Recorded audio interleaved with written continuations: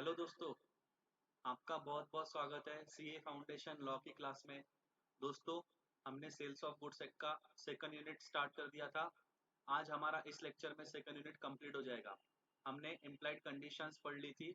आज हम implied warranties के बारे में पढ़ेंगे। दोस्तों, 4 इम्प्लाइड वारंटीज होती है, 4 ऐसी इम्प्लाइड वारंटीज होती है। हमको एक एक करके पढ़ना है। इम्प्लाइड वारंटीज का मतलब क्या कि ये ऐसी वारंटीज है, ये ऐसे स्टिपुलेशंस है जो हर कॉन्ट्रैक्ट ऑफ सेल में प्रेजेंट होते हैं, ऐसा हमारा लॉ प्रिज्यूम करता है। मीन्स ये लॉ ने इम्पोज करके रखे हैं। ये पार्टीज ने आपस में नहीं भी डिसाइड किया होगा, उन्होंने आपस में एग्रीमेंट में या कॉन्ट्रैक्ट में नहीं भी लिखा होगा, तो भी ये कॉन्ट्रैक्ट में प्रेजेंट रहते हैं, ऐसा हमारा लॉ मानता है। और अगर पार्टीज को ऐसी कोई इम्प्लाइड वारंटी को हटाना है, निगेट करना है, तो उनको अपने एग्रीमेंट में वैसा एक्सप्रेस करना पड़ेगा। उनको ऐसा एग्रीमेंट में लिखना पड़ेगा कि वैसे तो लॉ ये वाली इम्प्लाइड वारंटी जो है इम्पोज करता है, लेकिन हम इस इम्प्लाइड वारंटी को निगेट करते हैं, वेव करते हैं। तो ऐसा उनको अपने एग्रीमेंट में एक्सप्रेस करना पड़ेगा। तो ऐसी कौन सी इम्प्लाइड वारंटीज है वो हम अभी देखने वाले हैं इस लेक्चर में दोस्तों। तो आइए स्टार्ट करते हैं। इम्प्लाइड वारंटीज का मतलब क्या? ये ऐसी वारंटी है दोस्तों। वारंटी का मतलब हमने लास्ट लेक्चर में ही देख लिया था। वारंटी का मतलब क्या होता है? वारंटी का मतलब है ये एक स्टिपुलेशन है। It is a stipulation. Warranty is a stipulation collateral collateral to the main purpose of the contract, collateral to the main purpose of the contract। और अगर ये वारंटी ब्रीच होती है तो इसकी वजह से बायर के पास एक राइट आ जाता है कि वो डैमेजेस के लिए क्लेम कर सकता है। वो गुड्स रिजेक्ट नहीं कर सकता, वो कॉन्ट्रैक्ट कैंसिल नहीं कर सकता, वो सिर्फ डैमेजेस के लिए क्लेम कर सकता है। तो ऐसी वारंटी कौन कौन सी है जो लॉ ने इम्प्लाई की है, हमको वो देखनी है। इन अदर वर्ड्स, ये क्या है? एक स्टिपुलेशन है which has not been included in the contract of sale in express words. कहने का मतलब ये है कि ये ऐसा स्टिपुलेशन है, ये ऐसी वारंटी है जो कॉन्ट्रैक्ट ऑफ सेल में एक्सप्रेसली, वो कॉन्ट्रैक्ट में, वो एग्रीमेंट में एक्सप्रेसली वर्ड्स में इंक्लूड नहीं की जाती है। जनरली जनरली पार्टीज जो है ना वो एग्रीमेंट में नहीं लिखती है ऐसी वाली वो इम्प्लाइड वारंटीज है, लेकिन लॉ उसको इम्पोज कर देता है। but the law presumes that the parties have incorporated it into their contract। Means agreement में पार्टीज ने तो नहीं एक्सप्रेस किया है, लेकिन लॉ प्रिज्यूम करता है कि दोनों पार्टीज ने इनकॉर्पोरेट अपने कॉन्ट्रैक्ट ऑफ सेल में ये किया हो। ये सारी वारंटीज उन्होंने इनकॉर्पोरेट की है, ऐसा हमारा लॉ प्रिज्यूम करता है। ठीक है, आगे बढ़ते हैं। फिर उसके बाद में कहा है कि अगर ऐसी कोई इम्प्लाइड वारंटी है जो आपको एक्सक्लूड करनी है, तो उसके लिए आपको एग्रीमेंट में, जो पार्टीज ने आपस में एग्रीमेंट बनाया है, उसमें एक्सप्रेस करना पड़ेगा कि हमको ये पर्टिकुलर इम्प्लाइड वारंटी को एक्सक्लूड करना है। मीन्स लॉ ने तो वैसे इम्पोज करके रखा है हमारे ऊपर, हर कॉन्ट्रैक्ट में ये इम्प्लाइड वारंटी प्रेजेंट होती है, ऐसा लॉ मानता है। लेकिन हम दोनों पार्टीज आपस में ये डिसाइड करते हैं कि ये पर्टिकुलर इम्प्लाइड वारंटी को हम निगेट करते हैं, एक्सक्लूड करते हैं हमारे कॉन्ट्रैक्ट में से, तो वो एक्सक्लूड हो जाएगी। ठीक है, अब एक एक करके देखेंगे 4 कौन सी है। सबसे पहले है warranty as to undisturbed position. Undisturbed position दोस्तों, अनडिस्टर्ब का मतलब होता है कोई भी डिस्टरबेंस नहीं होगा, और पोजीशन का मतलब होता है उसके हाथ में वो चीज रहेगी, वो यूज कर सकता है, मीन्स उसके अंडर वो रहेगी। पोजीशन का अगर मैं हिंदी वर्ड बोलूँ तो ताबा, जैसे उसके ताबे में रहेगी, वो उसके अंडर में रहेगी।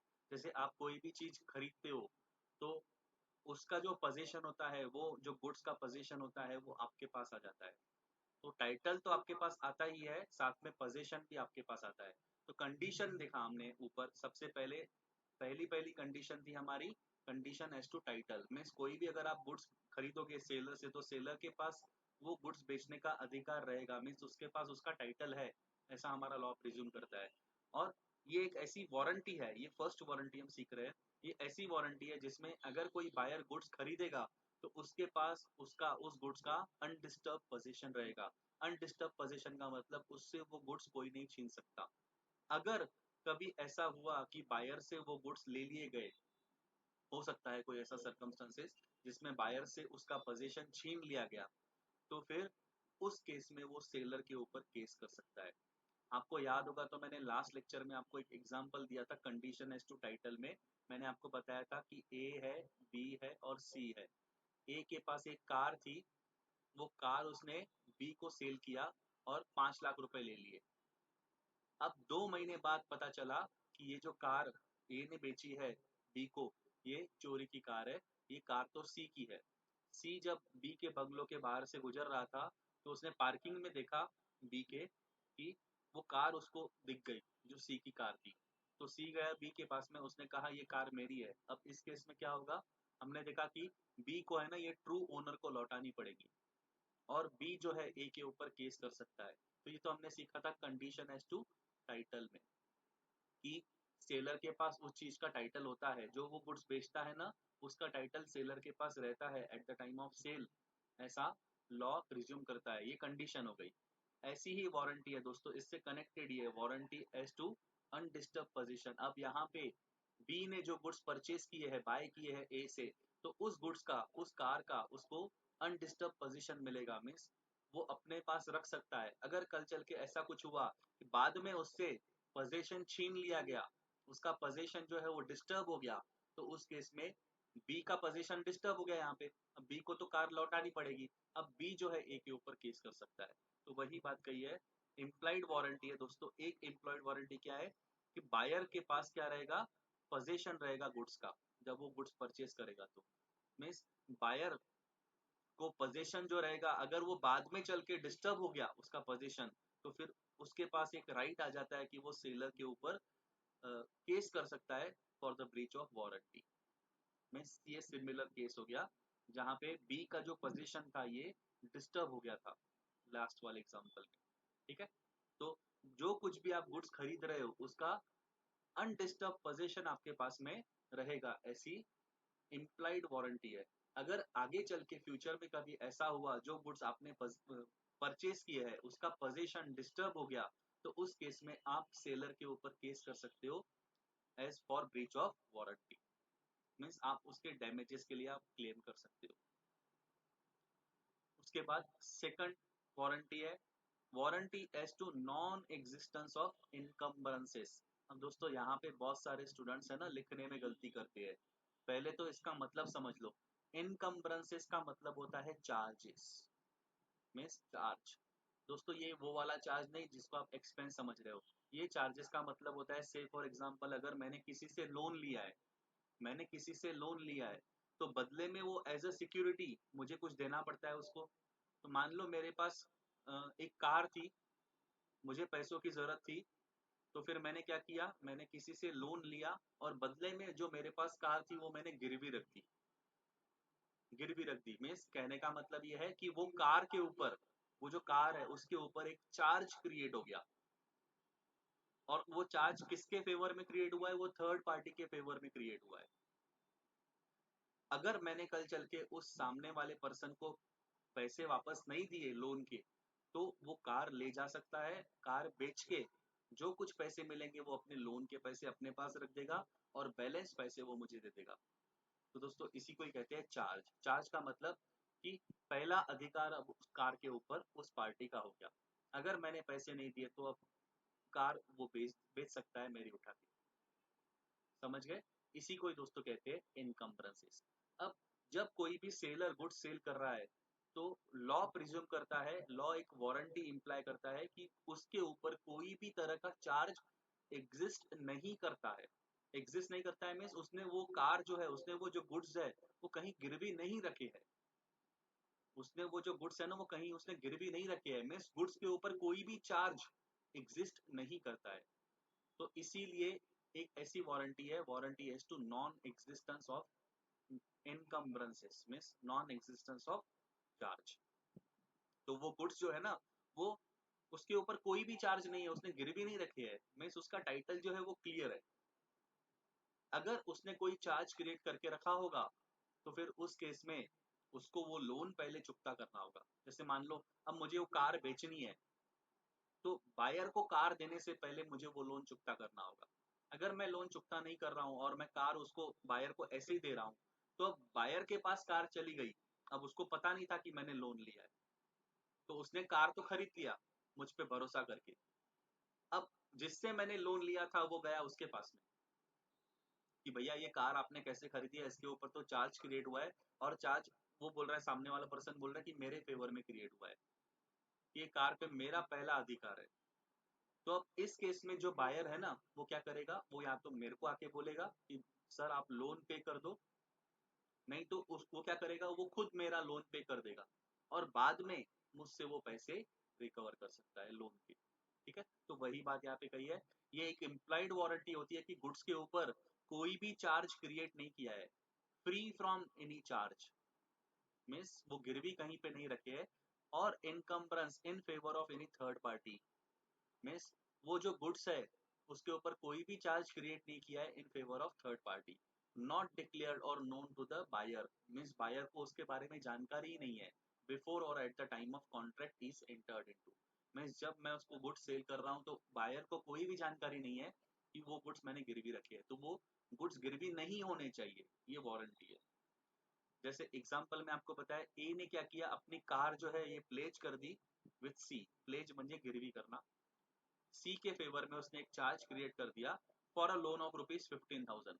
तो ए ने क्या किया, ए ने सी से 15,000 का लोन लिया, 15,000 का लोन लिया, और ए के पास एक कार थी वो उसने क्या कर दी, प्लेज कर दी, मीन्स अब कार के ऊपर क्या हो गया, एक चार्ज क्रिएट हो गया, कार के ऊपर एक चार्ज क्रिएट हो गया। अब ये जो कार है ना, ये ए वैसे देखा जाए तो बेच नहीं सकता है, लेकिन अगर इसने कल चल के कार बेच दी किसी को, बी को मान लो इसने बेच दी, तो अब बी क्या करेगा, बी ए को इंटीमेट, अब बी को इसकी जानकारी नहीं थी कि ए ने चार्ज क्रिएट किया है और ए ने इसके ऊपर लोन लिया है 15,000 रुपीज का। सी गया बी के पास में कि भैया ये जो कार है ये ए ने मेरे पास गिरवी रखी थी, ये ए वैसे बेच नहीं सकता है, तो ए के पास अधिकार नहीं है बेचने का, आप ये कार मुझे दे दो। तो अब बी क्या करेगा उस केस में, बी ए को बोलेगा कि जो आपने लोन लिया है ना 15,000 का, ये आप रीपे कर दो। अगर ए रीपे नहीं कर पा रहा है तो बी खुद 15,000 का लोन रीपे कर देगा ए का, और बाद में ये ए के ऊपर केस कर सकता है या फिर ए से रिकवर कर सकता है 15,000 रुपीज। तो वही एग्जाम्पल है, ए ने अपनी कार प्लेज कर दी सी के पास में for a loan of rupees 15,000, और उसने प्रॉमिस किया कि वो पोजीशन जो है कार का अगले दिन देगा, कल देगा, मीन्स एक दिन, आज वो लोन ले रहा है और बोल रहा है कि मैं कल आपको कार दे दूंगा, आपको गिरवी आपके पास रखा है ना मैंने, तो आज तो नहीं दूंगा, मैं आपके पास कल रख दूंगा कार। फिर ए ने क्या कर दिया, आज ही उसने कार बी को बेच दी। अब बी को तो इसकी जानकारी थी नहीं कि ए ने लोन लिया है और गिरवी रखा है कार, क्योंकि कार गिरवी रखना था तो सी को हैंड ओवर करना था, लेकिन ए ने क्या किया, सी को बोला कि मैं आपको कल दूंगा, और ए ने क्या कर दिया, लोन लेने के बाद में तुरंत आज ही कार बी को सेल कर दी। बी ने भी कार परचेज कर ली गुड फेथ में, उसको कोई नॉलेज ही नहीं था, विदाउट नोइंग द फैक्ट कि ए ने लोन लिया है, एक कार को प्लेज किया था।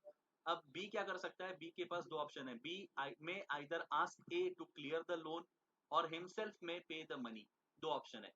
बी क्या बोलेगा, ए को बोलेगा कि आप अपना लोन चुकता कर दो 15,000 रुपए का, अगर वो नहीं चुकता कर रहा है तो फिर बी क्या करेगा, वो खुद वो पैसा 15,000 रुपए पे कर देगा और ए के ऊपर केस करेगा for recovery of money with interest. तो कहने का मतलब ये है कि सेलर जो कुछ गुड्स बेच रहा है ना, उसके ऊपर कोई भी तरह का चार्ज क्रिएट नहीं है, ऐसा हमारा लॉ प्रिज्यूम करता है। ये हमारी सेकंड वारंटी थी। थर्ड वारंटी है वारंटी एज टू क्वालिटी और fitness by usage of trade. कहने का मतलब ये है कि जो कुछ आप गुड्स खरीद रहे हो, जो कुछ भी गुड्स सेलर बेच रहा है, तो वो उसकी जो क्वालिटी है, वो जो गुड्स है वो फिट रहने चाहिए, उसकी क्वालिटी अच्छी होनी चाहिए बाय यूसेज ऑफ ट्रेड में, जो पर्पस के लिए वो बनाए गए हैं, जिस पर्पस के लिए हम उसको यूज कर सकते हैं, वो उसके ऊपर लिखा होना चाहिए। An implied warranty as to quality or fitness for a particular purpose may be annexed or attached by the usage of trade। Means वो जो सेलर ने कमोडिटी बनाई है, वो जो सेलर कमोडिटी सेल कर रहा है, गुड्स सेल कर रहा है, तो वो गुड्स कौन से पर्पस के लिए यूज किए जा सकते हैं, उसको वो वहां पे एनेक्स करना होगा, अटैच करना होगा, मीन्स उसको बताना होगा कि ये कौन से पर्पस के लिए गुड्स यूज होते हैं। ये थर्ड वारंटी है। Regarding implied condition or warranty as to the quality or fitness for any particular purpose of goods supplied, the rule is let the buyer beware. That is, the seller is under no duty to reveal unflattering truths about the goods sold, but this rule has certain exceptions। तो दोस्तों ये वाले paragraph में जो बात कही गई है ना, ये मैं अभी आगे थोड़ी देर में लेने वाला हूँ, तो अभी आप सिर्फ इसको छोड़ दो, आगे आपको ये पूरा समझ में आएगा, इसके ऊपर हमको पूरा कॉन्सेप्ट ही देखना है। तो थर्ड वारंटी क्या है? थर्ड वारंटी का कहना ये है कि जो सेलर ने गुड्स बनाए हैं ना, तो उसको कैसे यूज किया जा सकता है, कौन से पर्पस के लिए उसको यूज किया जा सकता है, वो उसको बताना पड़ेगा। कौन से पर्पस के लिए वो फिट है और क्वालिटी उसकी अच्छी होनी चाहिए, ये उसको बताना पड़ेगा, एनेक्स करना पड़ेगा या अटैच करना पड़ेगा बाय यूसेज ऑफ ट्रेड। उसके बाद फोर्थ वारंटी है disclosure of dangerous nature of goods. दोस्तों कुछ गुड्स ऐसे होते हैं जो डेंजरस होते हैं, हजार्डस होते हैं, जैसे कि मान लो कोई केमिकल है जो बहुत म्हणजे एसिड एक टाइप का, तो वहां पे मेंशन होना चाहिए कि ये जो केमिकल है ना, उसकी बॉटल पे ही मेंशन होना चाहिए कि वो जो केमिकल है वो हजार्डस है, वो हार्मफुल है, वो डेंजरस है, मीन्स उसको आप केयरफुली यूज करो। ऐसा आपने देखा होगा कई सारे प्रोडक्ट्स पे लिखा होता है ऐसा कि इसको यूज अच्छे से करना, केयरफुली यूज करना, बच्चों से दूर रखना, है ना। तो जो कुछ ऐसे गुड्स है जो डेंजरस नेचर के है, वहां पे डिस्क्लोजर होना जरूरी है दोस्तों। तो सेलर को वो डिस्क्लोजर देना पड़ेगा। Where the goods are dangerous in nature and the buyer is ignorant of the danger, the seller must warn the buyer of the probable danger. ये गुड्स डेंजरस है ऐसा सेलर को बताना पड़ेगा कि इसको केयरफुली आप यूज करो। मीन्स वो बॉटल पे ही होता है लिखा हुआ, या तो पैकेट के बाहर ही लिखा होता है। जैसे आपने कई सारे ऐसे प्रोडक्ट होंगे, टोबैको वाले आपने देखे होंगे प्रोडक्ट, उनके बाहर ही वार्निंग लिखा होता है कि ये गुड्स जो है ना ये डेंजरस नेचर के है। या तो फिर कोई केमिकल है जो लैब वगैरह में यूज होते हैं, तो केमिकल की बोतल आप परचेज करने जाते हो ना, तो उसके बाहर ही लिखा होता है कि ये डेंजरस नेचर के गुड्स है। तो वो सेलर आपको बता ही रहा है, डिस्क्लोज कर रहा है कि इसको आप केयरफुली यूज करना। तो ये फोर्थ वारंटी है कि अगर कोई डेंजरस नेचर के गुड्स है तो फिर वहां पे डिस्क्लोजर रहना जरूरी है। If there is a breach of warranty, अगर वो डिस्क्लोजर नहीं है और अगर मान लो बायर को कुछ नुकसान हो गया, वो प्रोडक्ट के ऊपर मान लो डिस्क्लोजर नहीं है गुड्स के ऊपर, सेलर ने बायर को इंटीमेट नहीं किया कि गुड्स जो है डेंजरस नेचर के है, और बायर को कुछ नुकसान हो गया, तो फिर सेलर लायबल रहेगा, सेलर को डैमेजेस देने पड़ेंगे, जो कुछ भी बायर का नुकसान हुआ है वो भर के देना पड़ेगा सेलर को। ठीक है। अब दोस्तों देखते हैं केविट एम्प्टर, ये बहुत ही इंपॉर्टेंट है दोस्तों। ये जो हमने अभी ऊपर कवर किया ना, ये थर्ड क्वेश्चन हमारा फ्रेम होता है जो एग्जाम में ऑलरेडी आ चुका है। तो आपको पूछते हैं ऐसी कौन सी इम्प्लाइड वारंटीज है जो लॉ प्रिज्यूम करता है, बताओ। तो फिर उस केस में आपको ये चार वारंटीज लिखनी पड़ेगी। Warranty as to undisturb position means आप कोई भी गुड्स खरीदोगे तो उसको उसका आपको अनडिस्टर्ब पोजीशन मिलेगा, वो आपसे कोई नहीं ले सकता। अगर आपका पोजीशन डिस्टर्ब हो गया तो फिर आप सेलर के ऊपर केस कर सकते हो। फिर सेकंड हमने वारंटी देखा, warranty as to non existence of encumbrances means seller जो गुड्स बेच रहा है उसके ऊपर कोई भी तरह का चार्ज क्रिएट नहीं होगा। अगर कोई चार्ज क्रिएट है तो फिर वो लोन क्लियर करेगा, या तो फिर बायर को क्लियर करना पड़ेगा, फिर बायर जो है वो सेलर के ऊपर केस कर सकता है वो मनी जो उसने पे किया है वो रिकवर करने के लिए। थर्ड हमने देखा कि जो गुड्स है वो कौन से पर्पस के लिए यूज हो सकते हैं बाय यूसेज ऑफ ट्रेड, उसका फिटनेस और क्वालिटी वैसा रहना चाहिए। ये वारंटी है, ये उसको बताना पड़ेगा कि आप ये चीज जो है ये पर्पस के लिए यूज कर सकते हो, उसको एनेक्स करना पड़ेगा, अटैच करना पड़ेगा, सेलर को बायर को बताना पड़ेगा। फिर फोर्थ हमने देखा कि कोई अगर डेंजरस नेचर के गुड्स है तो वहां पे डिस्क्लोजर होना जरूरी है, सेलर को ये बताना पड़ेगा, सेलर ये इंटीमेट करेगा बायर को कि ये डेंजरस नेचर के। अगर वो इंटीमेट नहीं करता है, बायर को कुछ नुकसान हुआ, तो फिर सेलर लायबल रहेगा डैमेजेस भर के देने के लिए। ठीक है। फिर यहाँ पे जो हमने पैराग्राफ पढ़ा था दोस्तों, जो मैंने आपको बोला कि अभी मैं थोड़ी देर के लिए स्किप करता हूँ, दोस्तों ये वही है लेट द बायर बिवेयर। तो ये वही है केवी टेम्परेचर जिसको कहते हैं। ये फोर्थ क्वेश्चन फ्रेम होता है और ये हमारा इस यूनिट का लास्ट क्वेश्चन है, ये लास्ट कॉन्सेप्ट है। इस कॉन्सेप्ट के साथ हमारा ये यूनिट जो है ये कंप्लीट हो जाएगा। तो केविट एम्प्टर का मतलब क्या होता है? Let the buyer beware. देखो दोस्तों, अब इसका मतलब मैं आपको बताता हूँ। जब भी गुड्स सेल होती है ना, in case of sale of goods, ये बायर की जिम्मेदारी होती है कि वो गुड्स जो है ना वो खुद सिलेक्ट करके ले। अगर कल चल के गुड्स खराब निकलते हैं तो फिर इसमें सेलर जो है रिस्पॉन्सिबल नहीं रहेगा। जैसे आप कोई भी गुड्स खरीदने जाते हो ना, तो आप उसको देख के चेक करके लेते हो बराबर है कि नहीं, आप सब देख के लिखते हो कि कोई डिफेक्ट तो नहीं है, कोई फॉल्ट तो नहीं है, टूटा हुआ तो नहीं है, डैमेज तो नहीं है। तो ये आप वहां पे देख के लेते हो। अगर आपने वहां पे देखकर नहीं लिया और बाद में डिफेक्ट निकला तो उसमें अब सेलर रिस्पॉन्सिबल नहीं रहेगा, उसमें बायर खुद रिस्पॉन्सिबल रहेगा। कहने का मतलब ये है कि प्रोडक्ट आप खरीदते वक्त बायर जो है ये उसका एग्जामिन करेगा, और एग्जामिन करने के बाद उसको अगर कोई डिफेक्ट निकलता है तो फिर वो चीज वहीं पे ही रिजेक्ट कर देगा ना, वो लेगा ही नहीं। और अगर मान लो उसने इंस्पेक्शन किया ही नहीं, एग्जामिनेशन किया ही नहीं, ऐसे ही वो उठा के लेके गया घर पे, और बाद में उसको पता चला ये गुड्स जो है डैमेज है, नॉर्मल इंस्पेक्शन से भी किसी को भी पता चल जाता। अगर मान लो कोई भी आप वहां पे देख लेता ना, तो आपको वहीं पे देखने से पता चल जाता। अगर ऐसे तरह का डिफेक्ट है तो फिर उस केस में आप बायर रिस्पॉन्सिबल रहेगा, क्योंकि हमारा लॉ कहता है कि गुड्स खरीदते वक्त ये बायर को ध्यान रखना चाहिए, बायर को सावधान रहना चाहिए कि उसमें कोई तरह का डिफेक्ट तो नहीं है, जो नॉर्मल ऑर्डिनरी इंस्पेक्शन से, ऑर्डिनरी एग्जामिनेशन से पता चलता है, ऐसा वाला डिफेक्ट की हम बात कर रहे हैं। अंदर के डिफेक्ट की बात नहीं कर रहा हूं मैं। ये कुछ गुड्स ऐसे होते हैं जो खरीदने के बाद, यूज करने के बाद पता चलता है वो गुड्स अंदर से डिफेक्ट है, तो वैसा वाला डिफेक्ट तो आपको एग्जामिनेशन मींस खरीदते वक्त आपको पता नहीं चलेगा, आपको यूज करने के बाद पता चलेगा कि ये गुड्स जो है ये तो डैमेज है, उस केस में आप जिम्मेदार नहीं हो। लेकिन ये गुड्स जो है ना, ये ऊपर से ही देखने से ही पता चल जाता है कि ये डैमेज है, इसमें डिफेक्ट है।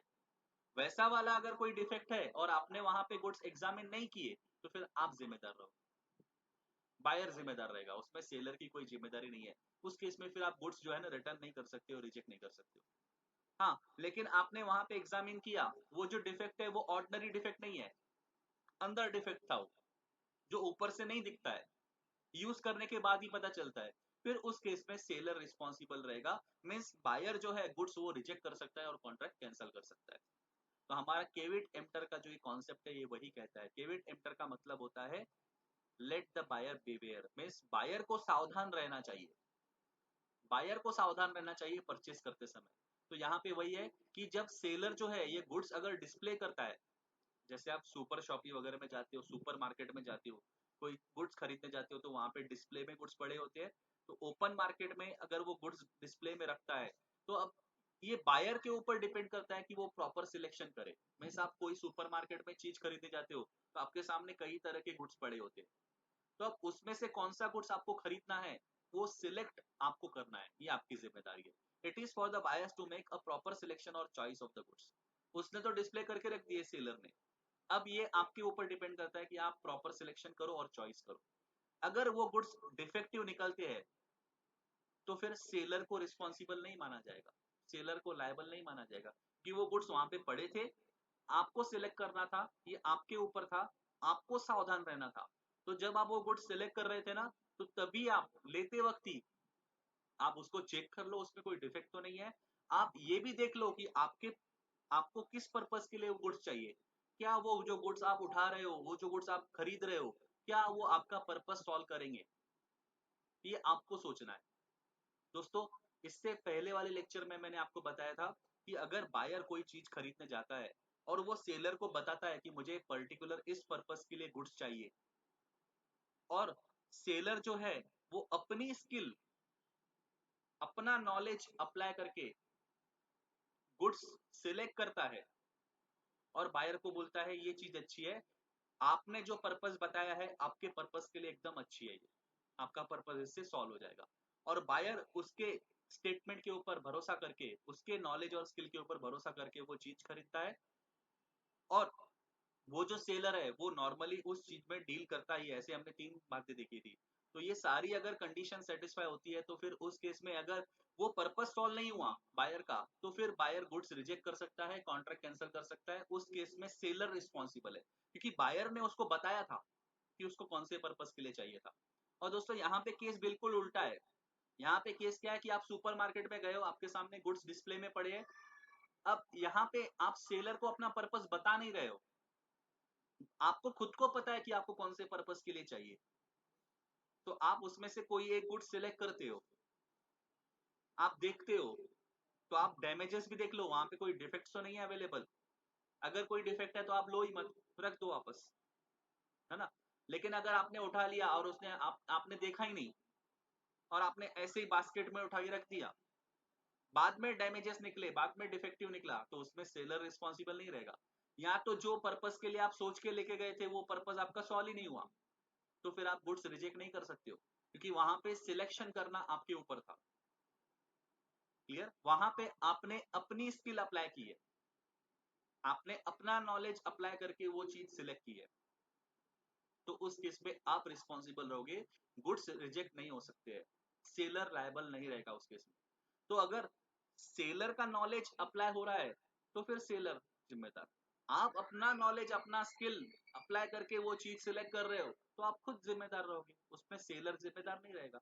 तो हमारा जो केविट एम्प्टर का जो रूल है ना, कॉन्सेप्ट है ना, ये तब अप्लीकेबल होता है जब बायर ने सेलर को पर्पस बताया ही नहीं। बस बायर ने बोला मुझे ये चीज चाहिए, या डिस्प्ले में गुड्स पड़े थे उसने खुद ने उठा लिए, खुद ने उसने सिलेक्ट कर लिया। तो आपने सेलर को अपना पर्पस बताया ही नहीं है, आपने खुद अपने मर्जी से वो प्रोडक्ट सिलेक्ट किया है, ये सोच के कि आपको ये आपका ये पर्पस सॉल्व हो जाएगा। बाद में अगर वो गुड्स आपका पर्पस सॉल्व नहीं कर पा रहे हैं, या तो फिर वो गुड्स डिफेक्टिव निकले, आपने वहां पे चेक नहीं किया था, या चेक करने के बाद आपको पता नहीं चला, तो फिर ये आपकी जिम्मेदारी है।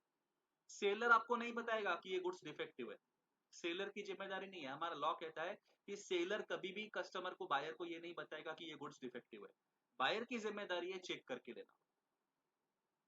ठीक है, इसी को कहते हैं केविट एंटर। तो यहाँ पे वही बात है कि सेलर ने डिस्प्ले में गुड्स रख दिए, बायर ने प्रॉपर सिलेक्शन करना चाहिए, उसको जो गुड्स चाहिए वो उसने प्रॉपर चॉइस करके लेना चाहिए। बाद में अगर उसने चॉइस करके ले लिया, बाद में अगर गुड्स डिफेक्टिव निकले, तो फिर सेलर जो है ये लायबल नहीं रहेगा, ये बायर ने अपने मर्जी से अपनी चॉइस से लिया था। Seller is in no way responsible for the bad selection of the buyer. आपने बैड सिलेक्शन किया, बायर ने बैड सिलेक्शन किया, उसकी वजह से सेलर को रिस्पॉन्सिबल नहीं माना जाएगा। Seller is not bound to disclose the defects in the goods which he is selling. Seller जो गुड्स सेल कर रहा है ना, उसमें अगर कोई डिफेक्ट है तो सेलर जिम्मेदार नहीं है वो डिफेक्ट्स डिस्क्लोज करने के लिए। ठीक है, मिस सेलर वो डिफेक्ट्स बताएगा, ऐसा नहीं है कि उसको बताना ही पड़ेगा। तो बायर जब गुड्स खरीदेगा ना, ये उसकी जिम्मेदारी के गुड्स खरीदते वक्त आप चेक करके लो उसमें कोई डिफेक्ट तो नहीं है। सेलर को पता भी होगा कि ये गुड्स डिफेक्टिव है, तो भी सेलर की लायबिलिटी नहीं है बायर को बताना। ठीक है, वो नहीं बताएगा कि इसमें डिफेक्ट है, बायर के ऊपर डिपेंड करता है। वो चीज खरीदने से पहले आप एग्जामिन कर लो डिफेक्टिव तो नहीं है। नॉर्मल एग्जामिनेशन से जो डिफेक्ट्स पता चल जाते हैं, वैसा वाला अगर उसमें डिफेक्ट है और आपको पता चल गया तो आप गुड्स लो ही मत।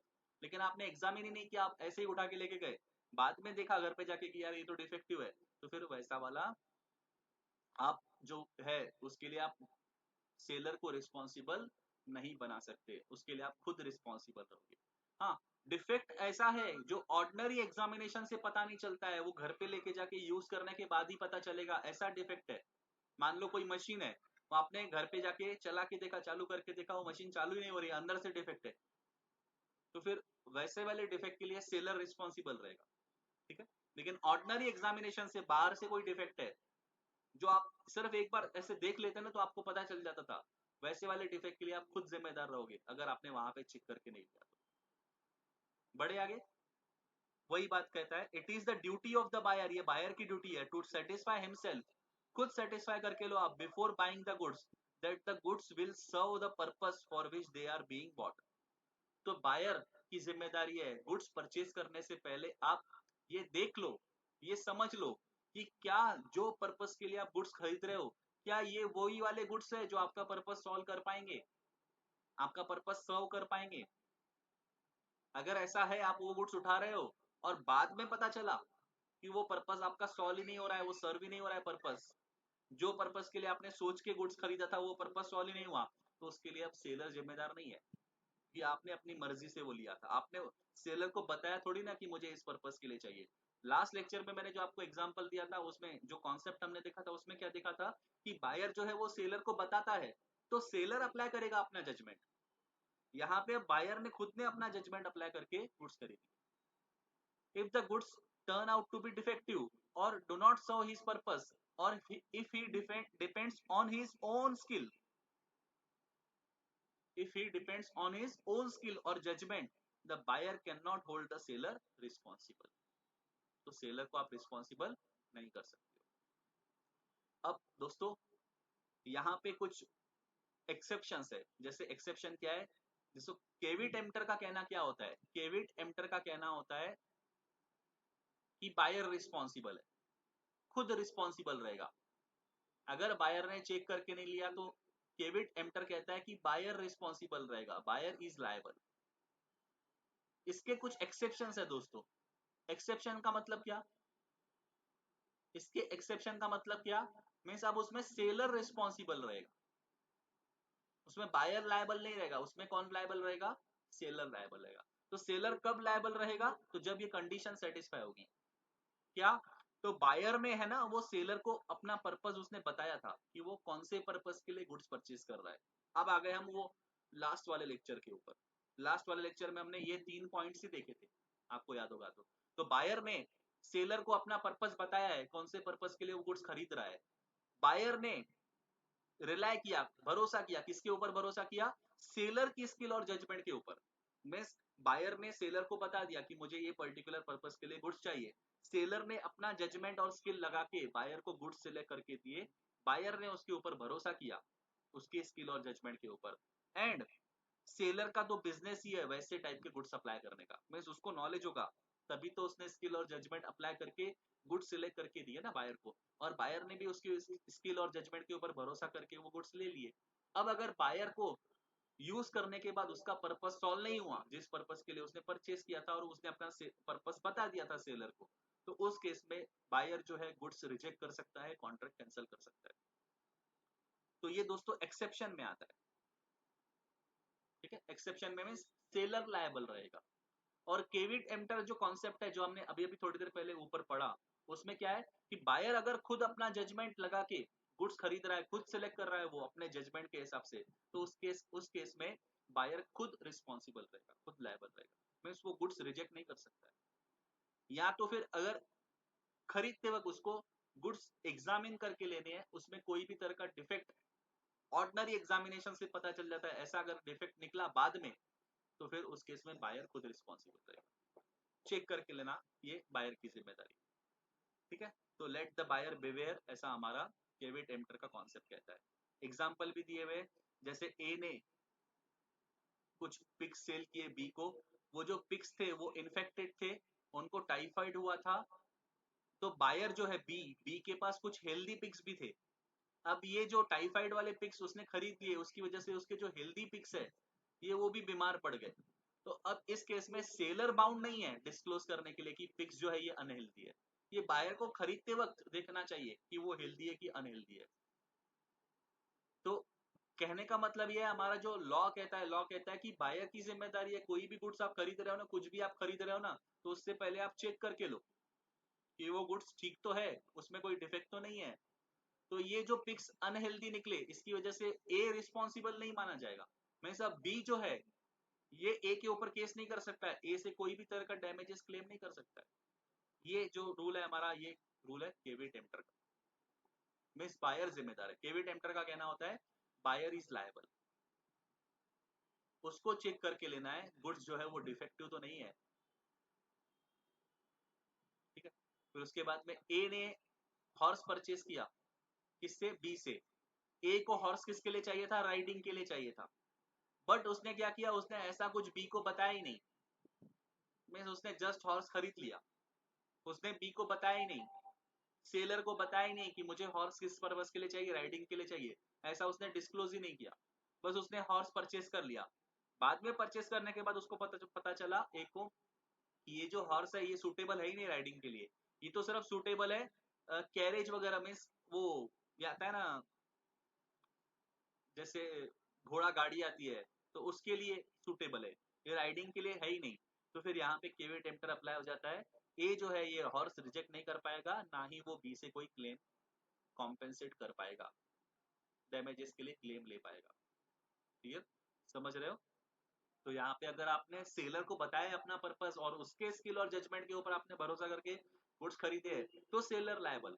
लेकिन अगर आपने अपना जजमेंट यूज करके गुड्स सेलेक्ट किए हैं, तो फिर आप खुद लायबल। या तो फिर गुड्स में अगर कोई डिफेक्ट है, आपने वहां पे चेक करके नहीं लिया, तो आप खुद लायबल। अब दोस्तों हमको देखना है एक्सेप्शंस क्या है इसके।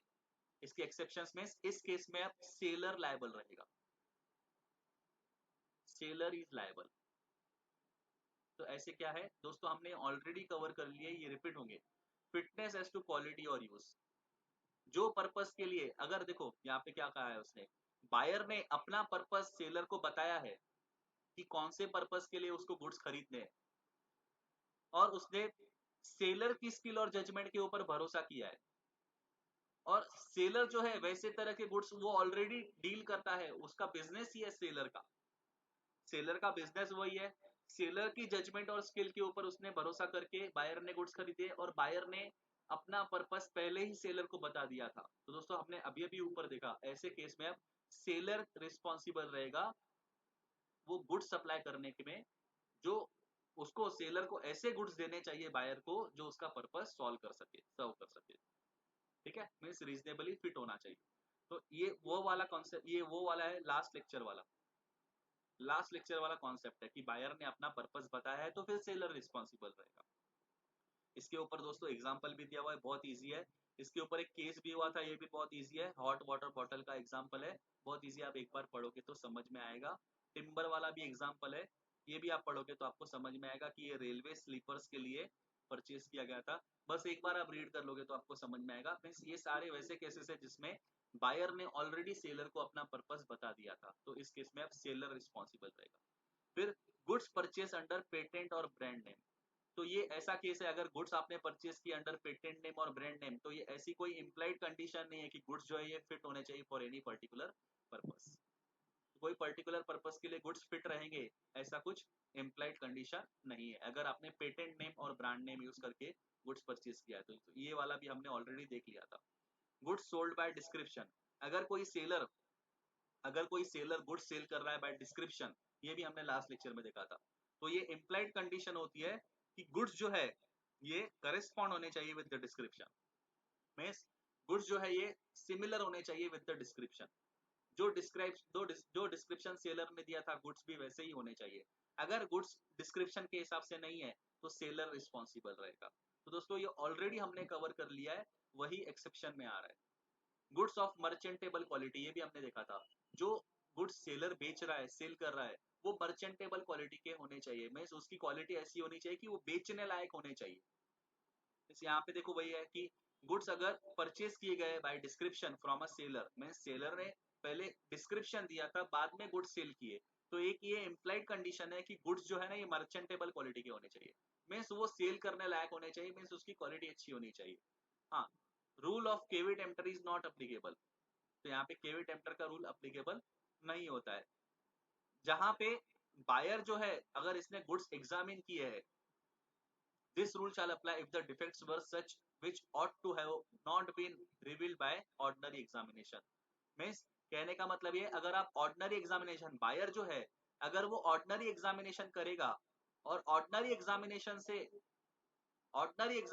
से डिफेक्ट जो मिलने चाहिए ये वैसा वाला डिफेक्ट नहीं है, ये जो डिफेक्ट है ना, ये जो डिफेक्ट है ना, ये वैसा वाला डिफेक्ट नहीं है जो ऑर्डिनरी एग्जामिनेशन से पता चले, मीन्स प्रोडक्ट के अंदर, गुड्स के अंदर डिफेक्ट है, वो यूज करने के बाद ही पता चलेगा, जब तक यूज नहीं करेंगे ऊपर से नहीं पता चलेगा।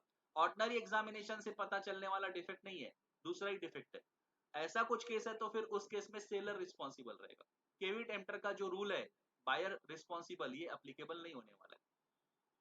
समझ में आया? कब नहीं होने वाला है एप्लीकेबल ये रूल? जब ऐसा कोई डिफेक्ट है जो ऑर्डिनरी एग्जामिनेशन से पता नहीं चलता है और बायर ने एग्जामिनेशन किए है, तो फिर ये एक्सेप्शन में कवर हो जाएगा, मींस उस केस में सेलर रिस्पॉन्सिबल रहेगा, केवी टेम्पटर का रूल अप्लीकेबल नहीं रहेगा। तो ये इम्प्लाइड कंडीशन है कि सेलर अगर गुड्स जो है ये मर्चेंटेबल, जो गुड्स वो सेल कर रहा है वो डिस्क्रिप्शन से सेल करना है, तो गुड्स जो है वो डिस्क्रिप्शन के हिसाब से होने चाहिए और बेचने लायक होने चाहिए, ये इम्प्लाइड कंडीशन है। अगर उसमें कोई डिफेक्ट है और ऐसा डिफेक्ट है जो ऑर्डिनरी एग्जामिनेशन से नहीं पता चलेगा, और बायर ने खरीदते वक्त एग्जामिन किया था तो देखा था, लेकिन वो ऐसा वाला डिफेक्ट है जो ऑर्डिनरी एग्जामिनेशन से नहीं पता चलेगा, तो फिर उस केस में अब सेलर जिम्मेदार रहेगा। Rule of caveat emptor is not applicable. Clear?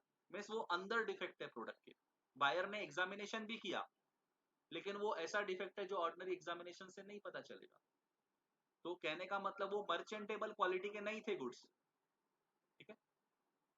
Cell bye sample, ये भी दोस्तों हमने देखा था कि अगर गुड्स जो परचेस हो रहा है वो बाय सैंपल परचेस हो रहा है, बायर जो गुड्स परचेस कर रहा है वो बाय सैंपल परचेस कर रहा है, तो रूल ऑफ केवी टेम्पटर ये अप्लाई नहीं होगा अगर बल्क जो है ये करेस्पॉन्ड नहीं करता है विद द सैंपल। मींस जो बल्क गुड्स है, जो गुड्स है वो सैंपल से मिलने चाहिए। अगर वो सैंपल से नहीं मिल रहे तो फिर उस केस में केवी टेम्पर का रूल अप्लाई नहीं होता है। मींस उस केस में अब सेलर जिम्मेदार रहेगा, क्योंकि सेलर ने गलती किया ना, उसने सैंपल कुछ और दिखाया और गुड्स कुछ और दे रहा है।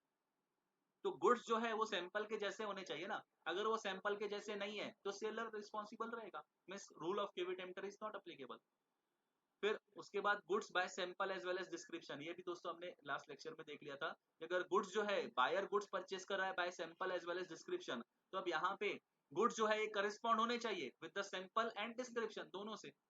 अगर गुड्स करेस्पॉन्ड नहीं होते हैं तो rule of caveat emptor is not applicable. Caveat emptor का रूल अप्लीकेबल नहीं होगा। कब अप्लीकेबल नहीं होगा? जब जो गुड्स है वो डिस्क्रिप्शन और सैंपल के साथ मिलते नहीं है। तो भाई सेलर ने सैंपल कुछ और दिखाया था, डिस्क्रिप्शन कुछ और दिया था, लेकिन जब वो गुड्स सप्लाई कर रहा है तो गुड्स वो सैंपल से और डिस्क्रिप्शन से मिलते ही नहीं है। तो कौन रिस्पॉन्सिबल? केवी टेम्पर का रूल थोड़ी ना अप्लीकेबल होगा, बायर रिस्पॉन्सिबल थोड़ी ना होगा।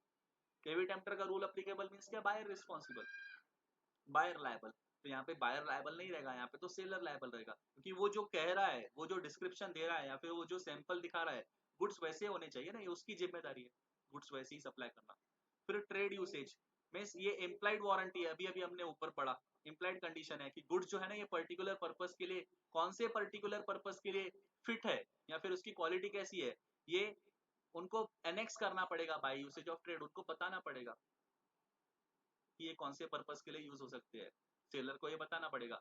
अगर सेलर डेविएट करता है तो फिर rule of caveat emptor is not applicable.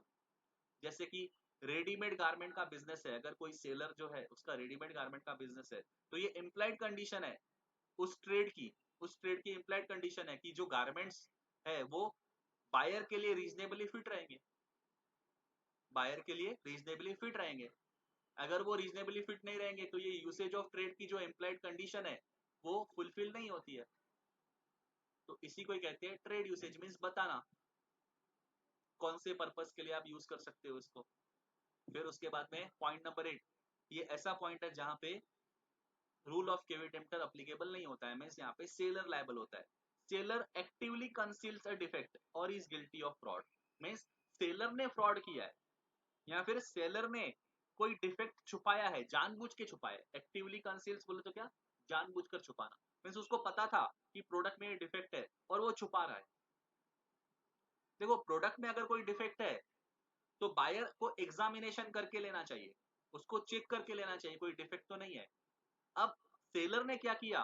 Seller ने क्या किया? सेलर ने वो डिफेक्ट छुपाने की कोशिश की, उसने प्रोडक्ट को ऐसे कर दिया, वो डिफेक्ट को ऐसे छुपाया कि ऑर्डिनरी एग्जामिनेशन के बावजूद वो डिफेक्ट जो है वो बायर को पता ही नहीं चलेगा। मीन्स अगर बायर वो प्रोडक्ट देखेगा ना, ऑर्डिनरी एग्जामिनेशन करेगा ना, उसको वो डिफेक्ट वैसे तो दिख जाता, लेकिन क्योंकि सेलर ने छुपाने की कोशिश किया इसलिए वो बायर को दिख नहीं रहा है। क्लियर? तो इस केस में अब सेलर रिस्पॉन्सिबल रहेगा। Where the seller sells the goods by making some misrepresentation और fraud and the buyer relies on it, और when the seller actively conceals some defect in the goods so that the same could not be discovered by the buyer on a reasonable examination, means उसने अच्छे से check किया फिर भी उसको defect नहीं दिखा। क्यों नहीं दिखा? कि सेलर ने उसको छुपाने की कोशिश की। तो इस केस में केवी टेम्पर का जो रूल है ये अप्लाई नहीं होगा। मींस इस केस में सेलर रिस्पॉन्सिबल रहेगा। बायर के पास एक राइट आ जाता है कि वो कॉन्ट्रैक्ट को अवॉइड कर सकता है और डैमेजेस के लिए भी क्लेम कर सकता है। तो दोस्तों ऐसे हमने 8 केसेस देखे जिसमें सेलर रिस्पॉन्सिबल रहता है, rule of caveat emptor apply नहीं होता है। रूल ऑफ केवी टेम्पर क्या कहता है? Let the buyer beware, means अगर कोई चीज डिस्प्ले में पड़ी हुई है तो बायर अपनी जजमेंट के हिसाब से गुड सिलेक्ट कर रहा है, तो अगर उसका वो पर्पस सॉल्व नहीं हुआ जिसके लिए उसने वो गुड्स सिलेक्ट किए थे, तो उस केस में वो खुद जिम्मेदार है। या तो उसको परचेस करते समय गुड्स एग्जामिन करने हैं कि गुड्स में कोई डिफेक्ट तो नहीं है। अगर कोई ऐसा डिफेक्ट है जो ऑर्डिनरी एग्जामिनेशन से पता चल जाता है और बायर ने देखा ही नहीं, तो फिर बायर जिम्मेदार। लेकिन ऐसा डिफेक्ट है जो ऑर्डिनरी एग्जामिनेशन से नहीं पता चलेगा, तो फिर सेलर जिम्मेदार। और ऐसे हमने 8 केसेस देखे जिसमें rule of caveat emptor apply नहीं होता है, मींस सेलर रिस्पॉन्सिबल रहेगा, सेलर लायबल रहेगा इन 8 केसेस। क्लियर? तो ये वाला क्वेश्चन है 4th नंबर का। ऐसे ये चारों क्वेश्चंस इस यूनिट में से पेपर में आ चुके हैं। छोटा सा यूनिट है, इजी यूनिट है और सिंपल है बहुत। तो इसको आप बिल्कुल भी अंडर एस्टिमेट मत करना, एक क्वेश्चन तो डेफिनेटली आएगा ही आएगा इन चारों में से पेपर में। तो आई होप आपको आज का लेक्चर समझ में आया है। आज हमारा दोस्तों यहाँ पे ये यूनिट खत्म हुआ। अगर आपको इस लेक्चर में, इस यूनिट में कोई भी डाउट है तो आप मुझसे क्लियर करवा सकते हो। अगले लेक्चर में दोस्तों मैं यूनिट 3 स्टार्ट कर दूंगा। मिलते हैं दोस्तों अगले लेक्चर में, तब तक के लिए बाय।